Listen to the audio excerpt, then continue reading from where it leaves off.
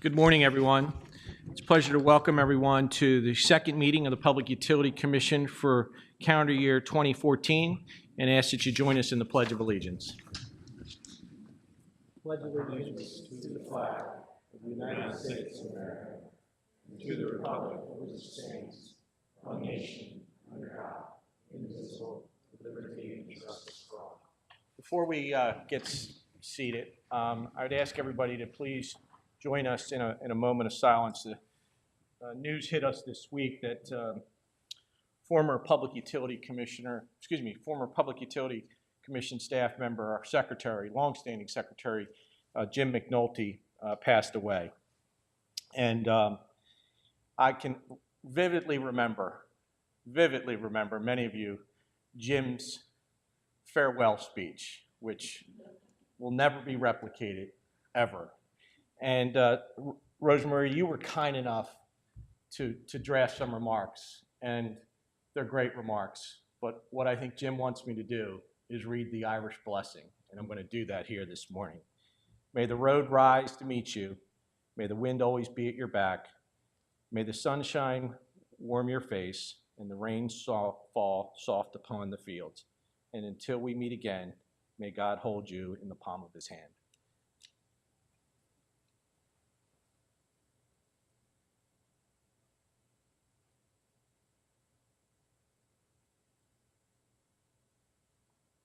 Thank you.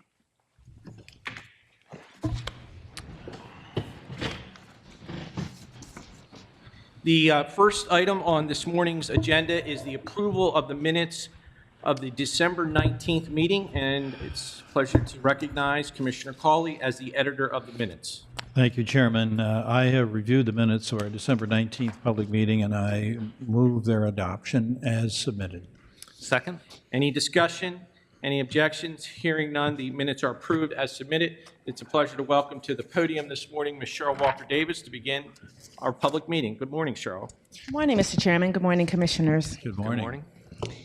May it please this honorable commission, on behalf of your various offices and bureaus, we present for your consideration and disposition the following agenda items, commencing this morning with matters on behalf of the Bureau of Audits. It is recommended that the commission adopt all of the items on page 1 with regard to recommendations to release audit reports. So moved. Second. Any discussion? Any objections? Hearing none, the motion passes unanimously. On behalf of the Office of Special Assistance, commencing on page 2, we recommend the adoption of the items beginning with Robeson Township, the application there appearing, and proceeding to page 3, it should be noted that the recommendation involving Keisha Dorsey versus the Philadelphia Gas Works has been postponed until public meeting of February the 6th. On page 4, it should be noted that the recommendation with regard to Yanis Chitui versus Philadelphia Gas Works has been withdrawn by the Bureau, and the omnibus continues with the recommendation at the bottom of page 4 pertaining to the proceeding involving Emily Blackshear versus Pico Energy Company, and the first item at the top of page 5 involving Stephen J. Knoll versus Columbia Gas of Pennsylvania, Inc. So moved. Second. Any discussion? Any objections? Hearing none, the motion passes unanimously. We recommend the adoption of the staff recommendation in the complaint proceeding involving Ruben Colazzo versus Stillwater Sewer Corporation, noting the statement of Commissioner Whitmer.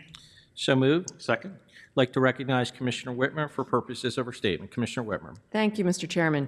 I would like my statement entered into the record as if I'd read it in its entirety. This is a conflict statement for a member of Team Whitmer. Prior to joining my staff, Shelby Linton Ketty was employed by a law firm, during which time she supported the counsel of record by working on the matter of Stillwater Sewer Corporation. I'd like to note that in no way has Ms. Ketty advised me on this proceeding. Thank you. So noted. Any further discussion? Any objections? Hearing none, the motion passes unanimously, noting Commissioner Whitmer's conflict statement. Proceeding now with matters on behalf of the Bureau of Technical Utility Services, it is recommended in omnibus fashion that the Commission adopt all of the items appearing on pages 6, 7, 8, and 9 through and including the recommendation pertaining to the security certificate and affiliated interest filing of the Columbia Gas of Pennsylvania. So moved. Second. Any discussion? Any objections? Hearing none, the motion passes unanimously. On page 10 of the public meeting agenda, we recommend the adoption of the recommendation pertaining to the release of the quarterly earnings report for the third quarter of 2013. So moved. Second. Any discussion? Chairman, please record me as voting no.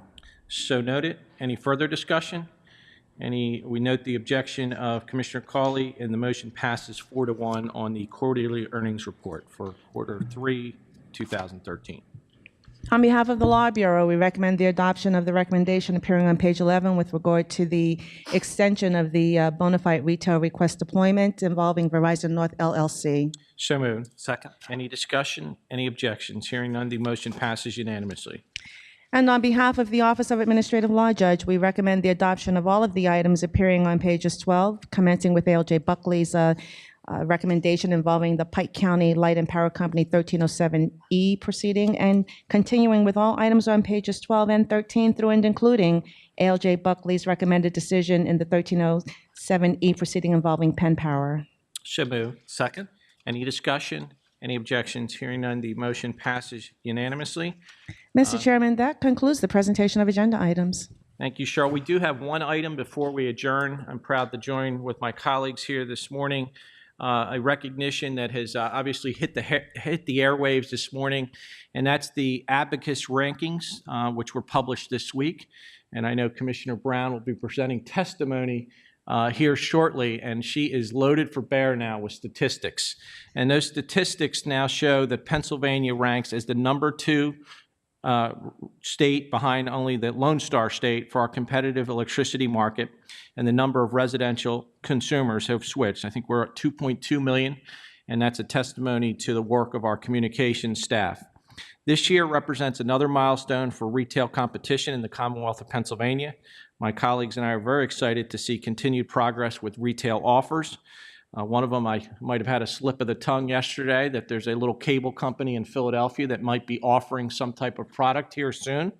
But again, Pennsylvania ranked #3 in the Abacus report for residential electricity choice, and #4 in the commercial industrial space.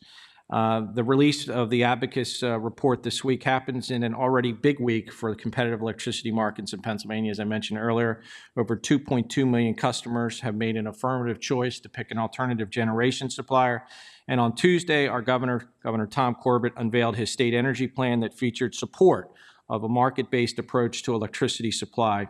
And I want to commend the governor's office. I know this commission was asked to provide advice and counsel, and I think the seal of approval that we gave in that document was our support, our steadfast support for retail electric competition.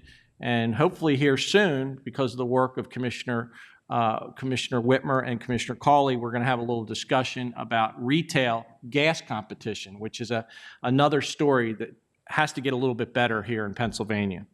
Our main focus, obviously, is to maintain the long-term viability of the marketplace, and I think it's fair to say that this commission is looking for new ways to move the needle on competition, and that chapter may come here sooner rather than later. But again, I think we all join together to celebrate this milestone accomplishment, and I'd like to think that the 5 of us can take great credit for this, but you really can't.